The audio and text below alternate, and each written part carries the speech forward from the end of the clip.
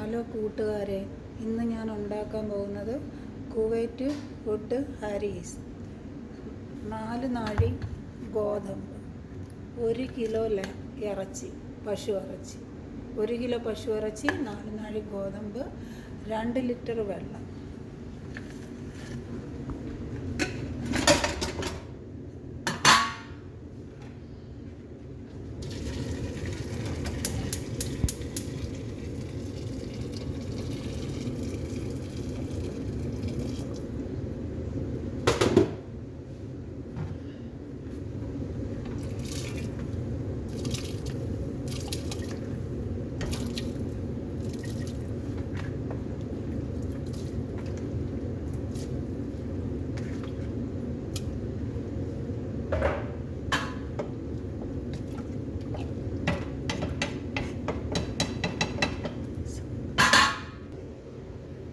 ഇത് 4 മണിക്കൂർ അടുപ്പിൽ വെച്ചിരിക്കണം. 4 മണിക്കൂർ അടുപ്പിൽ വെച്ചിരുന്നിരുമ്പോൾ ഇത് നല്ല വെന്ത് ലേഹ്യനായിട്ട് വരും. ലേഹ്യനായിട്ട് നല്ല വെന്ത് വരുന്ന സമയത്ത് നമുക്കിത്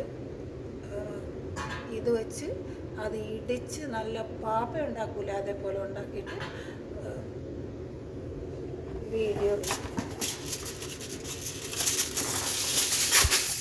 ഇത് വെച്ച് സ്റ്റീലിൻ്റെ ഇത് വെച്ച് ഇങ്ങനെ മൂടി കുറഞ്ഞ തീയിൽ വെച്ചിരിക്കും.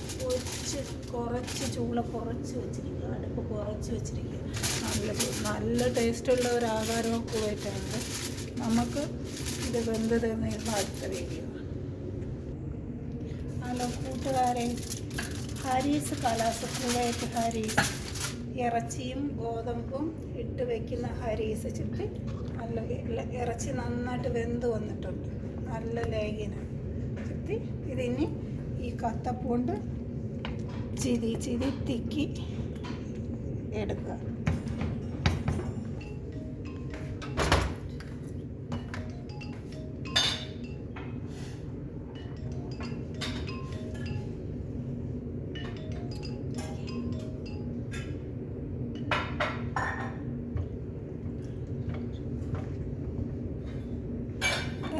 ഇറച്ചിയും ഗോതമ്പും നല്ല വെന്ത് ഞാൻ ഈ തടി കൊണ്ട് ഇങ്ങനെ തെക്കി എടുത്ത് വെച്ച് ഇടിച്ച് നല്ല പോലെ ഇടിച്ചെടുത്ത്, എന്നിട്ട് അതിൽ ഒരു കരണ്ടി ഉപ്പ്, പിന്നെ 1/2 കരണ്ടി ഉപ്പും കൂടെ ഇട്ട് എന്നിട്ട് എല്ലാം മാവാതെ ഇളക്കി കൊടുക്കുക.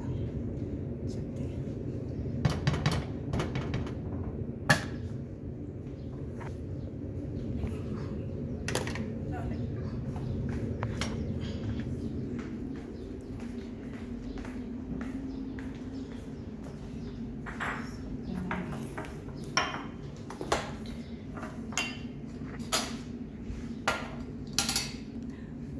പശു നെയ്യാണ് ഇടുന്നത്. പശു നെയ്യ് മാഫി ആയതുകൊണ്ട് ഞാൻ ഒത്തിരി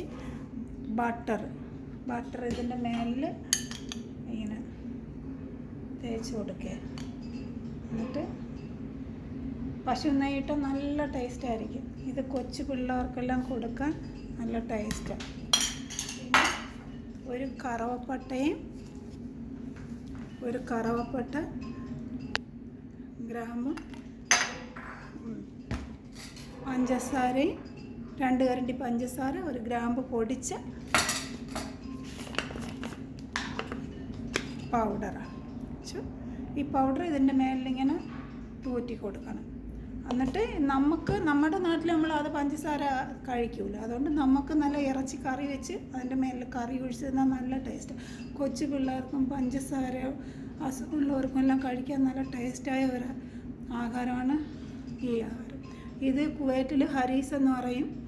പിന്നെ 1 കിലോ ഇറച്ചിയും 1 കിലോ ഇറച്ചിക്ക് 2 നാഴി ഗോതമ്പ്, 2 കിലോ ഇറച്ചിക്ക് 2 നാഴി ഗോതമ്പ്, 4 നാഴി ഗോതമ്പ്.